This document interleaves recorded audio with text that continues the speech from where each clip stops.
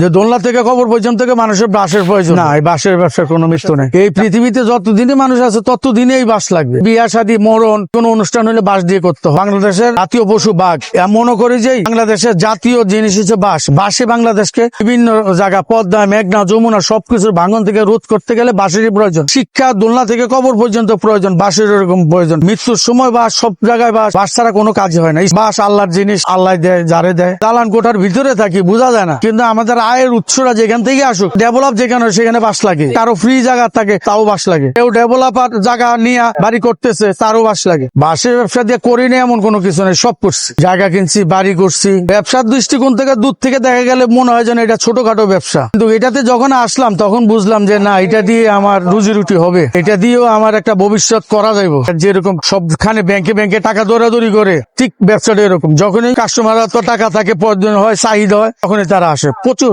আগে সৌদি আরব কিছু গেছে, মিডিল ইস্টে যেখানে মরুভূমি এলাকা নাই, সেখানে অনেক সময় বাঁশ দিয়ে কাজ হতো। বাঁশ কবরের বাঁশের কোনো দাম নাই। আইসা বলছে খুশি যদি 500 টাকা দাম হয়েছে, 300 টাকা দিলে আমরা রেখে দিছি। অনেক দেখা গেছে কবর দেওয়ার মতো বাঁশ নাই, আমরা সুন্দর মতন কাইটে আরো গাড়িতে উঠিয়ে দিচ্ছি। কেউ আইসা যদি গরিব মানুষ, বেদে সম্প্রদায়ের অনেক সময় এক জায়গাতে আরেক জায়গায় স্থানান্তরিত হয়, বাঁশের কঞ্চি দিয়ে, বাঁশের আগা দিয়ে মশারি টাঙ্গা লাগে, এগুলো আমরা 10টা 12টা 14টা যা লাগে দিই। এগুলো রোহিঙ্গা ক্যাম্পে অনেক বাস যায়, হাজার হাজার বাস গেছে। রোহিঙ্গা ক্যাম্পে যায়, পদ্মা সেতুর যায়, কুয়াকাটার এলাকা যায়, যেখানে মাটি ভাঙ্গন দেশ, নদীমাতৃক দেশ, নদীর ভাঙ্গন বা বিভিন্ন কাজে রোধ করার জন্য, উন্নয়ন করার জন্য টিকে আছে বাঁশের উপর। বহু দূর থেকে, যেমন আমরা রংপুর থেকে আইনে এখানে আনি, আমাদের এই বাস চট্টগ্রাম যায়, সিলেট যায়, চাঁদপুর যায়, নোয়াখালী যায়। এগুলো আগে নরসিংদীর থেকে আসতো, নরসিংদী একটু কমে গেছে, এখন আসে টাঙ্গাইল, ময়মনসিংহ, জামালপুর, আর উত্তরবঙ্গের রংপুর,